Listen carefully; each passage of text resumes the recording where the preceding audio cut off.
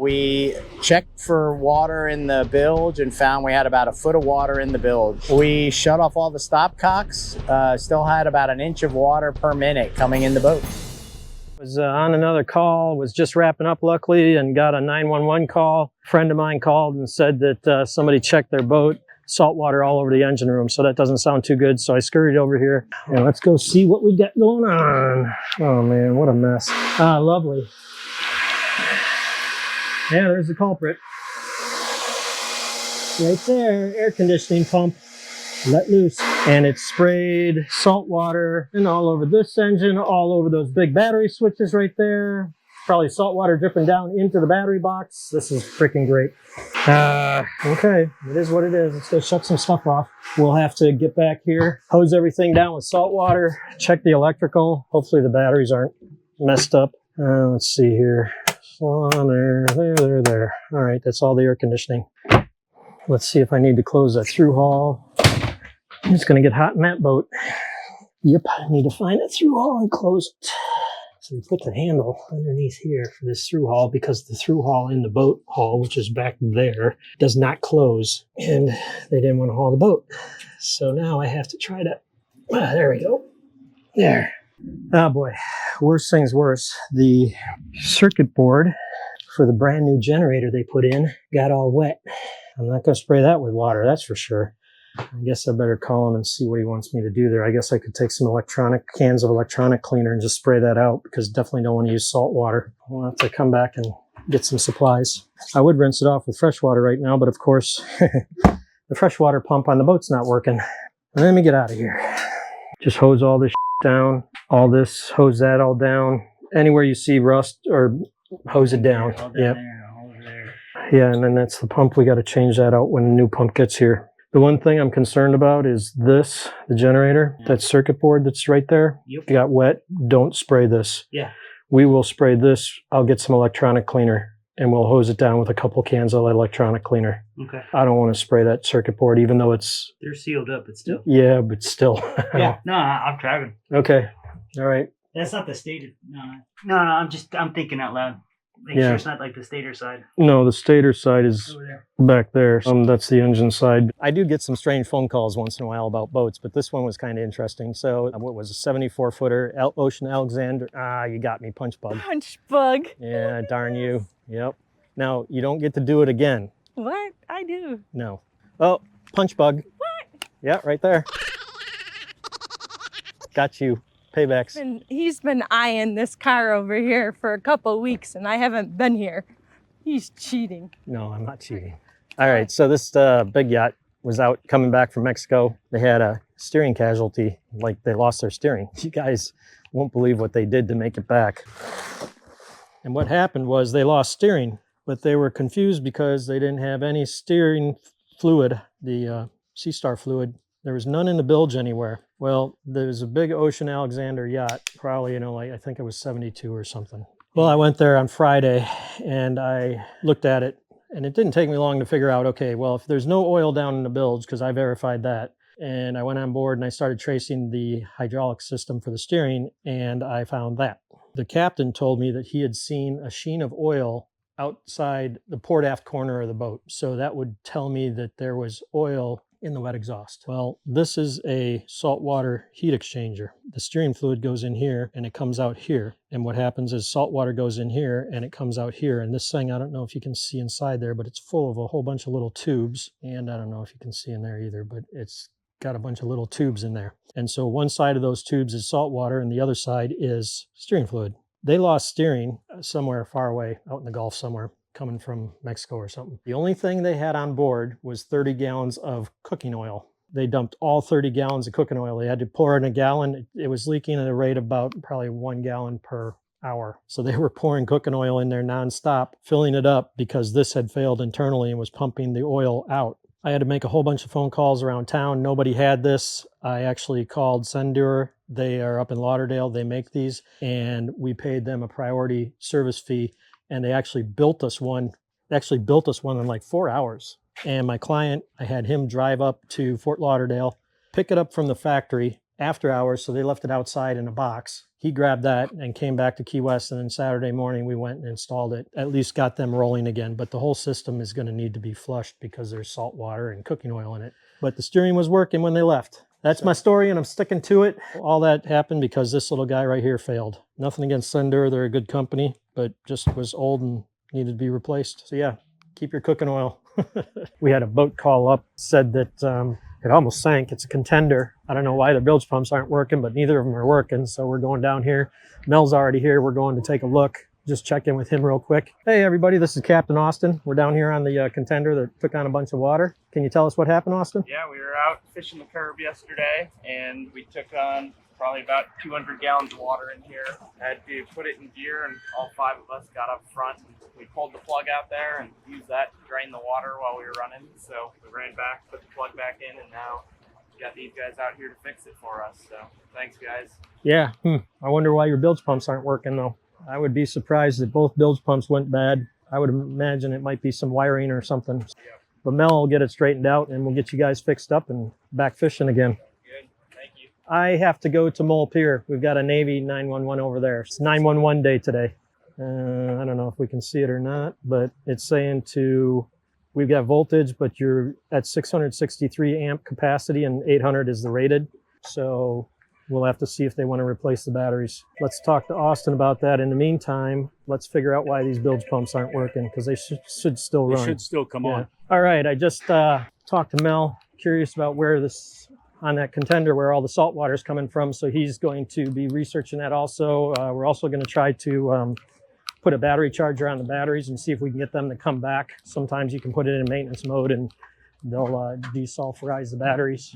So we'll try that. We had a guy call us. He has a catamaran, is out on the hook. I don't know if he's been to the boat or he hasn't used it since the last hurricane came through, which I forget which one it was. Anyways, he had absolutely no power on the whole boat. The only thing he had to keep his bilge pumps going was he had a solar panel that was keeping his batteries somewhat charged up. Which was kind of a struggle too, because we had all clouds when he had called. Right, yeah, so it's been really cloudy. This is the first sunny morning we've had in a while, and it's been raining all night. You can see everything's all wet. He was gonna get the boat hauled out because he thought he got hit by lightning. I'm like, man, hold on.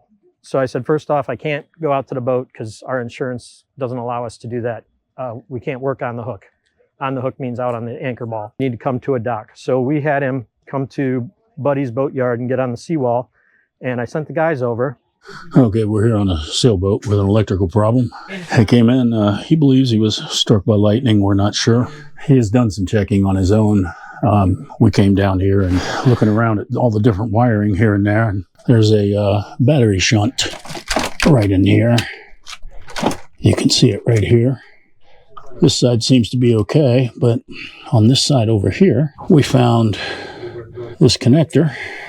It's a cable lug end that was not connected properly. So we're going to crimp on a new one and see what happens. Could be part of the problem. Okay, we got the cable all put back together, connected back up, and give it a shot, see what happens. And we found this cable was loose, that the screw was too long, and the same with this one here. So we've put shorter screws in for the battery cables. They're all tight now. Re-swedged the end on this cable, so we will see if we get some power now. Okay, we reconnected everything with the new cable end, reconnected all the circuits, powered on the switches. Everything seems to be working. All right, we turned everything on, started the engines, everything's running, everything's working. I think the customer's happy, everything's working good. Somebody did some work on the boat previous to us, and they didn't do a good job.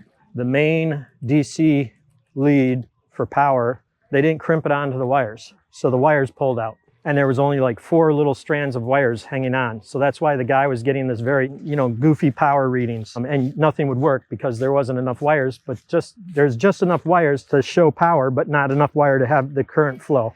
Anyways, we found that, got that straightened out, and everything started working. So the guy was very happy, left us a great review. Thank you very much. And we sent him on his way, and another happy customer. So I get this phone call to this boat, and they're like, we're having an emergency. It's a 911. We need you to come right away. And I'm like, well, hold on.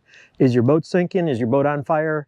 If it is, call the Coast Guard, dial 911, don't call me. And then they're like, oh, well, no, it's not that kind of emergency. The engine won't start. And I'm like, okay. In my book, that's not really classified as an emergency. Anyhow, I went down there because these people were stressed out because they were supposed to have to move the boat and they didn't want to tow it and all this other stuff. And I get there, it's a brand new Nordhaven, beautiful boat. Long story short, it ended up being troubleshot down to circuit breaker that nobody really knew where it was at, including the manufacturer of the boat. We tracked it down with help from tech support from Nordhaven, and we found it, turned it on, and lo and behold, everything started working, engine starting, everything's good. So got them straightened out and sent on the way. But remember, emergencies are, to me, are fire, smoke, electrical smoke, something like that, sinking. Those are emergencies. And if you do call me, I would tell you, yeah, hang up, call the Coast Guard and the fire department, whoever, call them first. I'm gonna start grabbing equipment, crash pumps and stuff like that. I'm gonna head your way. Just keep that in mind if you're calling somebody and saying it's emergency, it really should be. So that boat that I went to for the emergency, they called me back, begged me to come back in the morning because they were having a problem. They didn't really explain what the problem was, but I said, I'll go back. The good people, they were very nice. So I went back in the morning, and all it was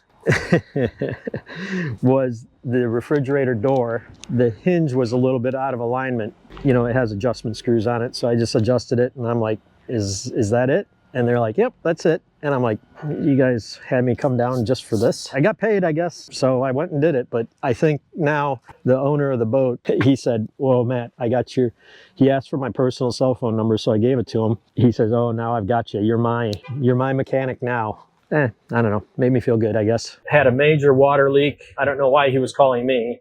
I always tell my clients, I'm like, listen, if your boat's on fire, if your boat's sinking, person overboard, whatever it is, what kind of emergency you're having, do not call me. Call the Coast Guard.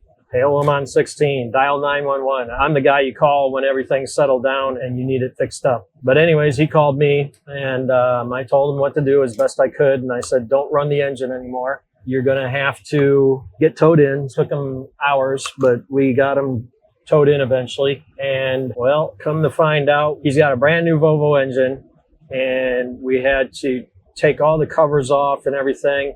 We had to rinse it all down with salt off because everything in the engine compartment was sprayed with salt water.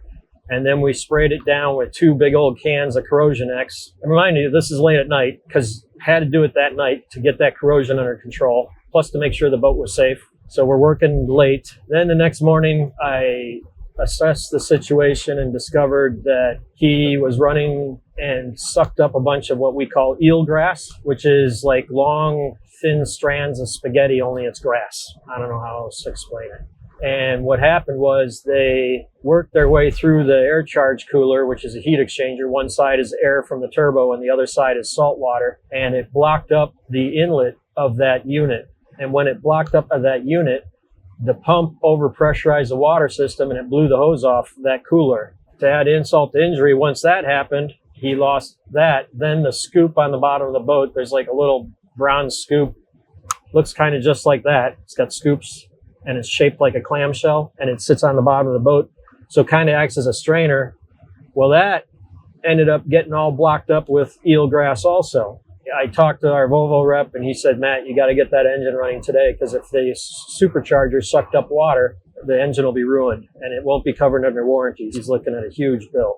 Pulled the air filter out. Yes, it was all soaked with water. So then it was like, is there water in the engine? Now we're in crisis mode because if there's any water in the engine, salt water in there will just screw everything up and pretty much make everything junk. So I managed to bar the engine over. I think there was probably a little bit of water in there, but barring it over, probably got some of the water out. And then I back flushed the engine cooling water system. I descaled it while I was in there because there was all kinds of junk in there. Got that all hooked back up and had some electrical faults, got those cleared up. I think they were just electrical faults because the water was all wet, and managed to get it started. And it's running. Ran it for about half an hour just to make sure that the oil got circulated through everything and everything was working, didn't get any faults. And I think we managed to save the engine. It was pretty emotional. The guy was asking me for hugs because he was very stressed out.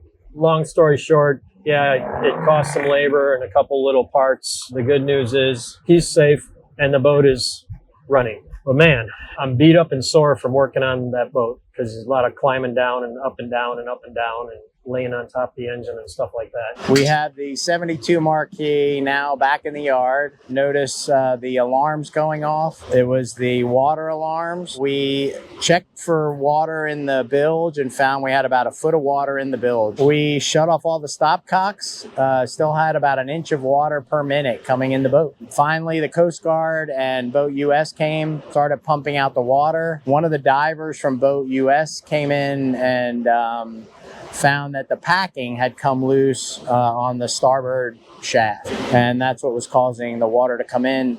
The water got about as high as the batteries, so we had to shut everything off, shut all the power off to the boat, and shut all the batteries off to the boat. And thank you, Matt and Carrie-Ann, for getting us in the yard so quickly. Never what you want for your clients. The owner of the boat saves lives every day, so he knows what it's like to have emergencies, so he can be pretty calm when it comes to the boat. He's owned lots of boats, so he knows that things can go awry, right? Here's our emergency packing to get us to land.